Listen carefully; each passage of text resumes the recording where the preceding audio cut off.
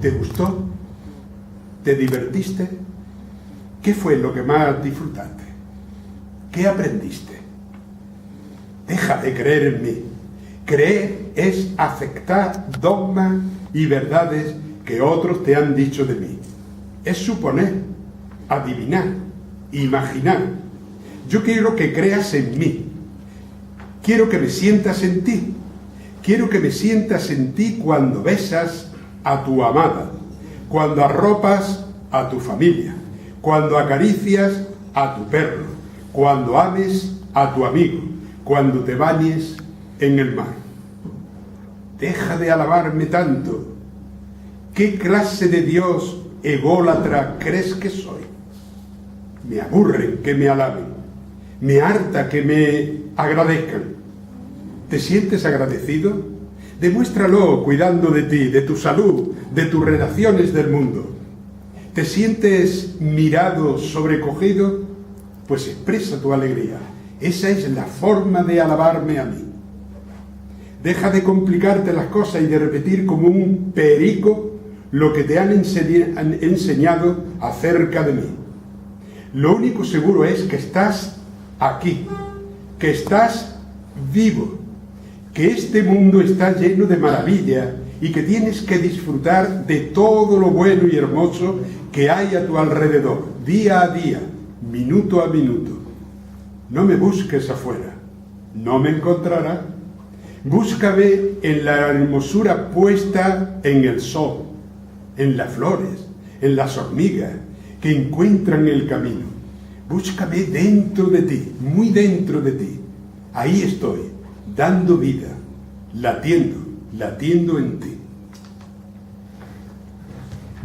Si alguno quiere este texto, he traído para los que lo quieran llevarlo, porque me parece que merece la pena leerlo despacio, porque no sé si estaréis de acuerdo con todo, pero para mí ha sido una forma muy bonita de explicar lo que Jesús entendía cuando quería decir paz, ¿sí? Puesto en un lenguaje de nuestros días. Sin duda que esto de esta frase, si Dios existe, tiene que ser como Jesús lo experimentó y lo transmitió, es un salto en el vacío, un salto que produce fascinación y vértigo. Y de esa fascinación y desde ese vértigo volvemos al Dios de Jesús. Desde el Dios eterno maternal, Jesús profundiza en la fraternidad como la realización más gozosa de la felicidad humana. O sea, dos cosas. Jesús en el bautismo descubre ese Dios, que es distinto de los dioses que había, de los dioses del Antiguo Testamento, algo nuevo, un Dios a que él le llama Padre. Pero ese Dios le motiva para salir a la calle, salir y hablar de que hace falta una sociedad distinta, una sociedad fraternal, una sociedad en que todos somos hermanos, porque yo soy hijo de Dios, decía Jesús, pero también tú eres hijo de Dios, todos somos hijos de Dios, todos somos hermanos, y tenemos que luchar por formar una sociedad distinta, y ese es el mensaje. El mensaje no es un mensaje religioso, es un mensaje laico. Jesús quiso una sociedad distinta de la que había, una sociedad fraterna, una sociedad donde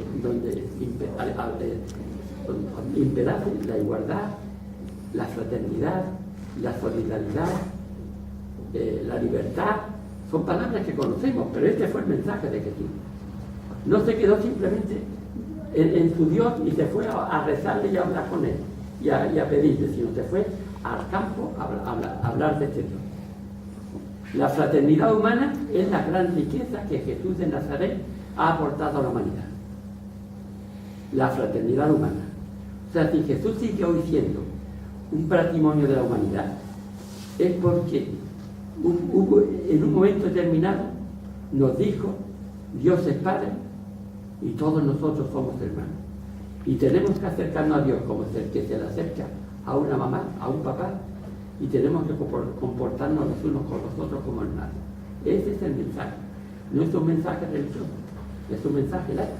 Y es un mensaje que sirve para los cristianos, para los budistas, para los islámicos, para los ateos, para todo el mundo.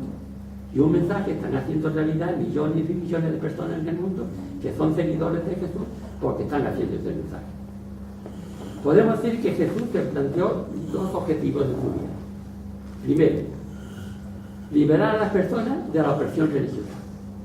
Ya hemos visto antes que en aquellos tiempos los que mandaban, los que dirigían, eran los que mandaban la iglesia de entonces, el Vaticano de entonces, los curas de entonces, los fariseos, los escribas, los saduceos, toda la gente. Y entonces eran los que estaban oprimiendo al pueblo. Y Jesús se enfrenta contra esa gente. Si Jesús hubiese sido un hombre bueno, un hombre que hace el bien, que socorre a la gente, que cura a los enfermos, que predica la fraternidad, esta cosa, nadie se hubiera metido con él. Porque nadie se mete con la gente buena, con la gente que están haciendo el bien, con la gente que están atendiendo a los intensos, con la gente, con Teresa de Calcuta. Nadie se mete con esta gente. Pero Jesús se metió con la gente, los dirigentes religiosos, con los políticos. Y entonces al meterse con los políticos le pasó lo que le ha pasado a Monseñor Romero, concretamente, que hoy lo estamos verificando, que empezó siendo un hombre bueno, pero se dio cuenta que había que luchar contra los que estaban produciendo ese mal. Y luchó contra ellos. Llegó el momento en que le dijo a los soldados: no podéis obedecer al que os dice que matéis, porque Dios está por encima de vuestro general. Y entonces lo mataron. Igual que mataron a Jesucristo, por a Jesús, igual que están hoy día, pues mucha gente está en contra del Papa. ¿Por qué? Porque el Papa es un hombre que está puesto al lado de los que sufren, al lado de los inmigrantes, al lado de los homosexuales, al lado de los divorciados, al lado de las mujeres, al lado de los que lo están pasando mal. Y entonces el del mismo Vaticano, ya sabemos todos cómo están luchando contra él y cómo están queriendo quitarle en medio. No se atreverán porque ya ha cogido un prestigio tan grande en el mundo entero que no se atreven contra él. ¿Por qué ha cogido ese prestigio? Porque está siguiendo a Jesús de Nazaret. Está tomando en serio el mensaje de Jesús de Nazaret. Y precisamente por eso está siendo perseguido. Porque al tomar en serio Jesús de Nazaret se está enfrentando con las multinacionales, se está enfrentando con los que tienen el poder. Primer objetivo, liberar a las personas de la opresión religiosa. La pureza legal, el sábado, la enfermedad, el pecado. Ya sabéis que la enfermedad se entendía como un castigo de Dios, igual el pecado. El sábado era sagrado, el sábado no se podía trabajar. La pureza legal, todas estas cosas. Hay un texto evangélico: si a uno de vosotros se le cae el pozo, el burro o el buey, no lo saca enseguida, aunque sea día de precepto, y se quedaron sin respuesta. Pues todo el evangelio veréis que es una lucha contra los que mandan, dejándolo en ridículo, dejándolo mal puesto, diciendo que son unos hipócritas, que ponen una carga sobre los demás y ellos no ponen un dedo, que son unos sepulcros blanqueados. Entró de nuevo en una sinagoga y había allí un hombre con el brazo atrofiado. Estaban al acecho para ver si lo curaban el sábado. Lo importante es que el sábado. Y presentar una acusación contra él. Jesús podía haber dicho: hombre, mira, vete ahí fuera. Y hoy, en vez de hoy, mañana que es domingo, o mañana tú vienes ahí y yo te juro. Pero no, fue precisamente el sábado. Y precisamente en la sinagoga, delante de todo el mundo. O sea, que estaba provocando. Lo que le interesaba más todavía que curar a ese hombre, provocar. Entró de nuevo en una sinagoga y había un hombre con el brazo atrofiado. Estaban al acceso para ver si lo curaba el sábado y presentar una acusación contra él. Le dijo al hombre del brazo atrofiado: levántate y ponte en medio. Y a ellos le preguntó: ¿qué está permitido en sábado? ¿Hacer bien o hacer el daño? ¿Salvar una vida o matar? Ellos guardaron silencio porque la ley decía que en sábado no se podía hacer nada. Echándole en torno una mirada de ira y apenado por la obcecación de su mente, le dijo al hombre: extiende el brazo. Lo extendió y su brazo volvió a quedar normal. Al salir, los fariseos, junto con los herodianos, se pusieron enseguida a maquinar en contra suya para eliminarlo. Fijaros que esto aparece ya al principio del Evangelio. Ya al principio del Evangelio parece que están en contra suya y quieren eliminarlo. ¿Por qué? Porque se están enfrentando contra esta gente que estaban oprimiendo. El empeño de Jesús en liberar a las personas de la opresión religiosa le costó la vida. Cuando nosotros vamos muchas veces en la Semana Santa, que estamos sacando los tronos de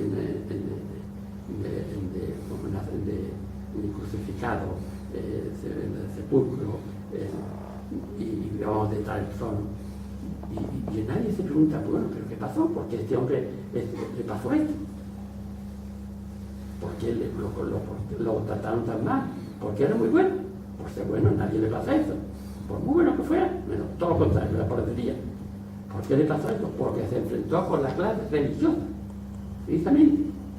Y se enfrentó con la clase religiosa, y la clase religiosa dijo que tenían que matarlo. Es preferible que muera un hombre a que no destruya, porque hay mucha gente que está con él y hay que arreglarlo. Y de alguna forma, a los Poncio Pilato, para que Poncio Pilato, que podía dar la sentencia de muerte, porque ellos no podían darla, lo mandaron a crucificar. Pero Poncio Pilato fue alguien que se aprovecharon, pero los que lo mandaron fueron los curas de su tiempo, porque se enfrentó con ellos. Y así es como tenemos que ver a Jesús, un hombre que se enfrentó. El segundo objetivo de Jesús fue sugerir pistas de comportamiento para facilitar la convivencia humana y la felicidad personal y colectiva. O sea, una pista para que yo sea feliz. Lo que está a mi alrededor podamos ser felices. Este es el segundo mensaje. Dios es Padre, pero Dios quiere concretamente que no haya opresión, que seamos libres, pero quiere sobre todo que haya un mundo distinto, una sociedad alternativa. ¿Y cuáles son las cosas que fijar?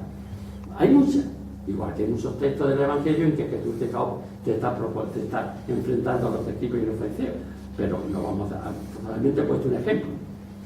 Orientaciones para una convivencia fraterna, distendida y enriquecedora, para yo ser feliz y hacer feliz a los demás.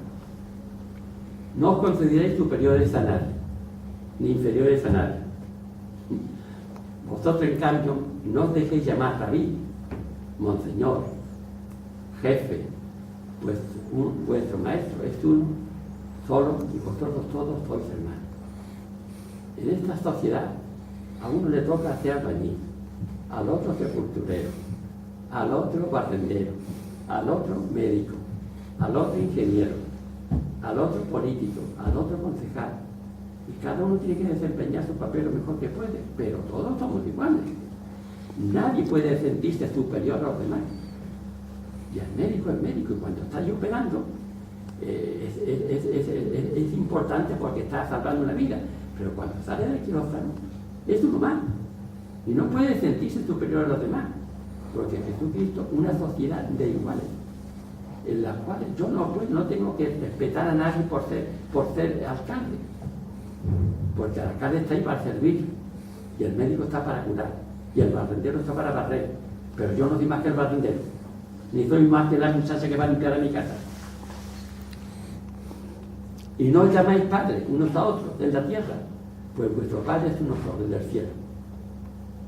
Los evangelios utilizan el verbo que etimológicamente significa oír desde abajo, como en latín obedecire. Siempre se aplica a hacer legislación. Fijaros en un detalle muy curioso. En el Evangelio nunca aparece la palabra obediencia referida a que tenemos que obedecer a alguien. La palabra obediencia se refiere siempre a cosas inanimadas. El mal lo obedecía, las enfermedades lo obedecían, los espíritus inmundos le obedecían, pero nunca dijo concretamente que nadie debe obedecer a nadie. Al único que debemos obedecer a Dios. Entonces, si en un momento determinado, quien sea, me manda a mí una cosa que está en contra de lo que yo creo que es lo que Dios quiere, yo tengo que obedecer mi conciencia. Por eso el Señor le dijo a los soldados: no podéis matar a otro, lo mande quien lo mande, porque Dios no quiere que nos matemos unos a otros. Entonces la familia, el hombre que está divorciado, que el hombre que es homosexual, haz lo que tú veas que tienes que hacer.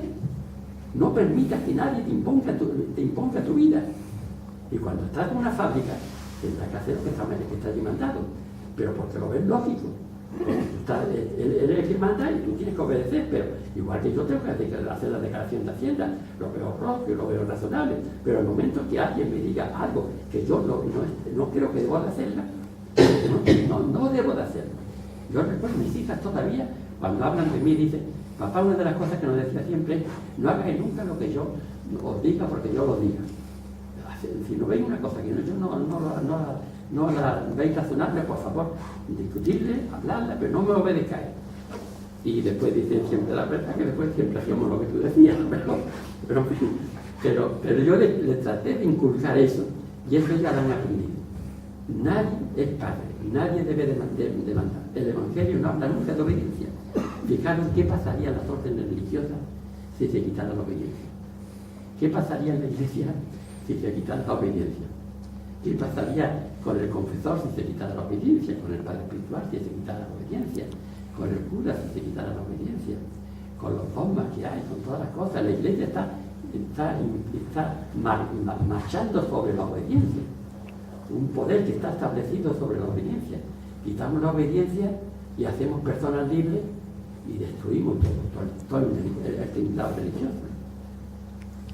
No sé si estoy diciendo cosas que son demasiado escandalosas, pero Jesús tenía muy clara la experiencia de igualdad, la obediencia solo a Dios. Pablo habla de obediencia a la fe, que lo digo. Otra idea, ser flexible, aprender a ceder en el momento adecuado. Nos han enseñado que se mandó ojo por ojo y diente por diente. Así no podemos llegar a ningún lado. Pues yo digo, no hagáis frente a que os haga gracia. Al contrario, si no te bofetea en la mejilla derecha, devuélvete también la otra. Esta es la actitud, devolver el bien por el mal. Tenemos que perdonar, tenemos que comprender, tenemos que aceptar. El otro que está ahí, que es una calamidad, hombre, ¿por qué es calamidad? ¿Cómo ha nacido? ¿Qué padre ha tenido? ¿Qué circunstancias ha tenido en su vida? Trata de comprender el hombre. Y si te ofende, hombre, sea amable. Al que te pide, dale, al que quiere que le preste, no le vuelvas la espalda. Otra idea, evitar los desplantes, las ofensas, los insultos. Así no se puede ir. Tratar a los demás como que ellos traten. Miren qué cosa más lógica, lo que dicen todas las religiones. Tratar a los demás como te guste que te traten a ti, ese es el mensaje. Ser compasivo como vuestro Padre es compasivo. No juzguéis y no se juzgará, no contenéis, perdonáis y os perdonará, dais y os dará. Ser flexible, tratar de perdonar, tratar de olvidar, no juzguéis, y juzgar con compasión. Otra cosa, tener el coraje y la generosidad de pedir perdón y de perdonar siempre, idea fundamental en el Evangelio. Entonces adelantó Pedro y le preguntó, Señor, y si mi hermano me ofende, ¿cuántas veces le tendré que perdonar? ¿7 veces?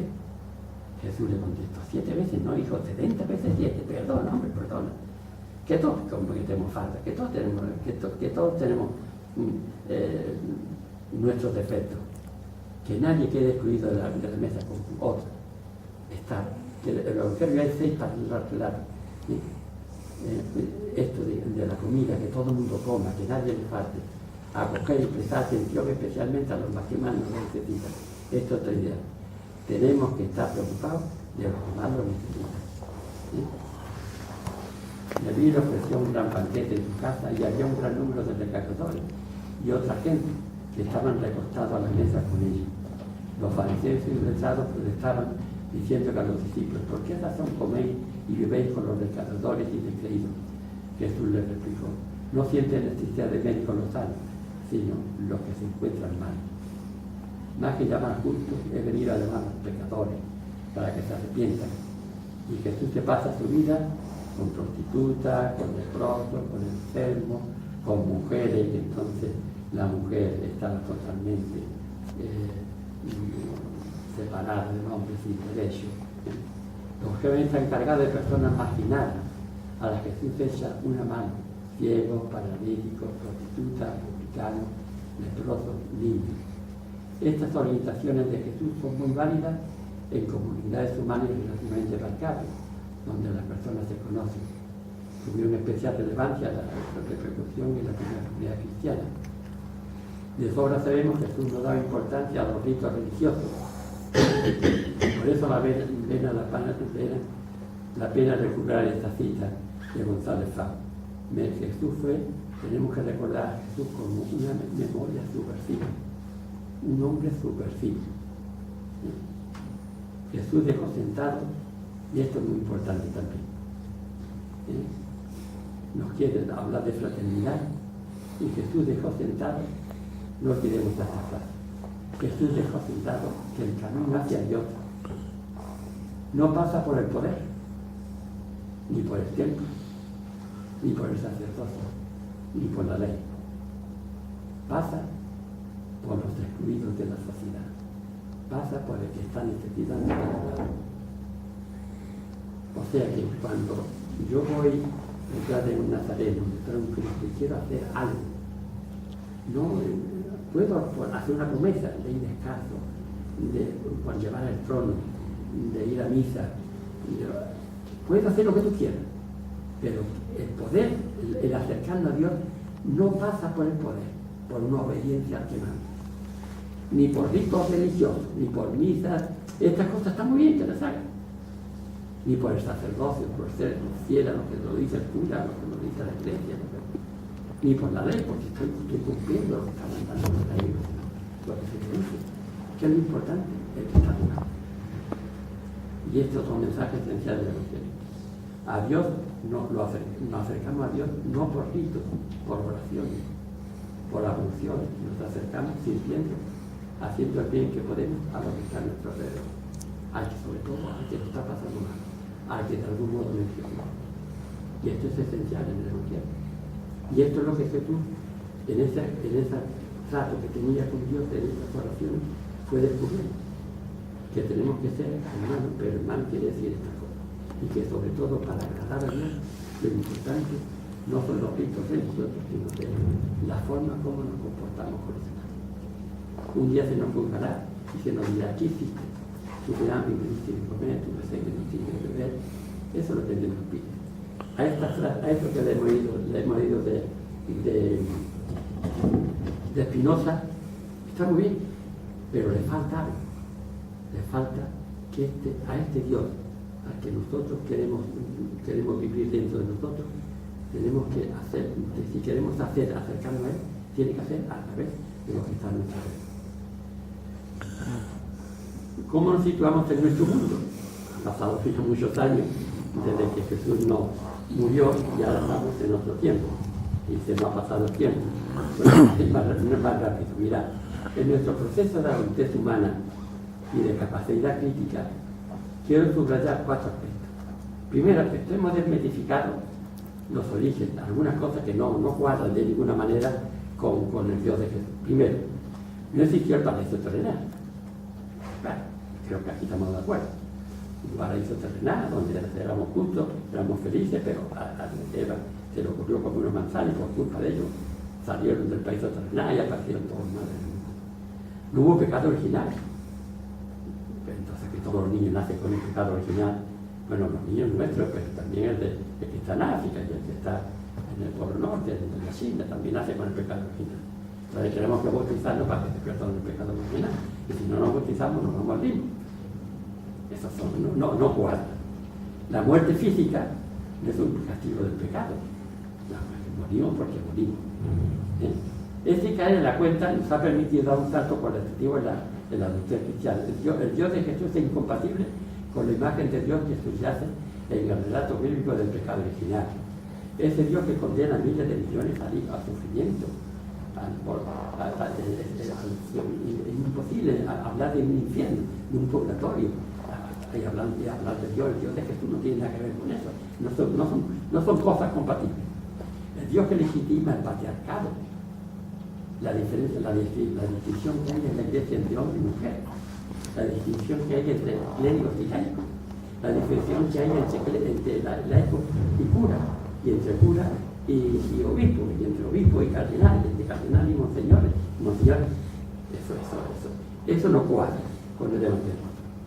Y el patriarcado no cuadra.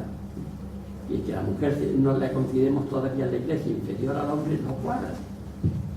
El relato del pecado original es especialmente significativo porque ha quedado vinculado de modo muy estrecho con el mensaje cristiano. La redención, que Jesucristo murió en la cruz para salvarnos. ¿Salvarnos de qué? Para abrir una puerta del cielo, porque era muy bueno y lo mataron, porque si Jesucristo murió para redimirnos. Jesucristo murió porque se enfrentó con los que mandaban, con los dirigentes políticos y lo mataron, nada más. Segundo aspecto, hemos dicho, aparte del futuro, no hay segunda venida del Mesías, no hay infierno, no hay castigo extraterreno. La liberación del miedo a Dios y la certeza personal de que siempre vamos a encontrar el brazo conmovido del Padre misericordioso forman el núcleo más esencial del Dios de Jesús. Tercer aspecto, hemos diversificado el aparato dogmático y organizativo de la Iglesia. Jesús de Nazaret no pretendió fundar una religión nueva. Toda la estructura dogmática y organizativa de nuestra Iglesia es una construcción humana. Jesucristo no pensó en un Vaticano con todo lo que se supone, con el banco, con los cardenales, con todos los obispos, con todo este tribunal, con esta división, este patriarcado que hay, esta falta de democracia. Esto no puede ser, esto existe, y gracias a que existe esto no ha llegado Jesús. Tenemos que agradecerlo. Yo amo a la Iglesia y quiero la Iglesia, pero tengo que luchar porque cambie esta Iglesia y tengo que luchar porque cambie esta sociedad. Toda institución necesita una fundamentación ideológica y una estructura organizativa, y la Iglesia lo necesita, pero esto no lo quiso Jesús. Nuestra Iglesia institucional mantiene una mentalidad dogmática trasnochada y una férrea estructura piramidal y patriarcal en clara contradicción con la sociedad democrática. Sobre todo está claro contradicción con la comunidad igualitaria y fraternal que practicó y quiso Jesús.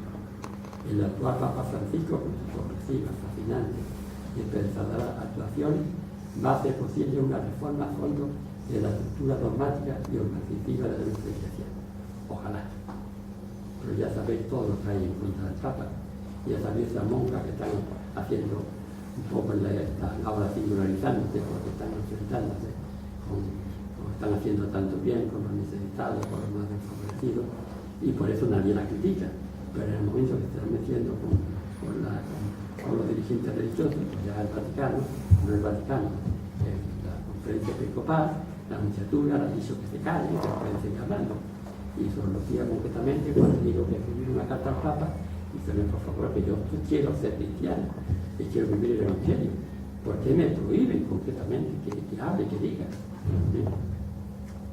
Por fortuna existen miles de personas y grupos cristianos que en los márgenes y del lugar social de la fe experimentan la venida del Dios de Jesús. Podemos tener la sensación de vivir en el aire sin tener anclajes de seguridad. Es verdad, pero siempre nos queda Jesús de Nazaret. En cuanto a los aspectos, hemos diversificado el presente, una visión intervencionista de Dios en el universo y en la historia. Dios no interviene, el mundo funciona sin Dios. No podemos pedir a Dios que llueva, ni podemos a Dios pedirle que se arregle el problema de los inmigrantes, ni podemos a Dios pedirle que la mujer naciera en el campo. Todas esas oraciones que hacemos en la iglesia, pidamos por sanidad, porque Dios nos va a arreglar las cosas. Este mundo lo arreglamos nosotros, no se arregla, y se arreglará en tanto en que seamos capaces de arreglarlo.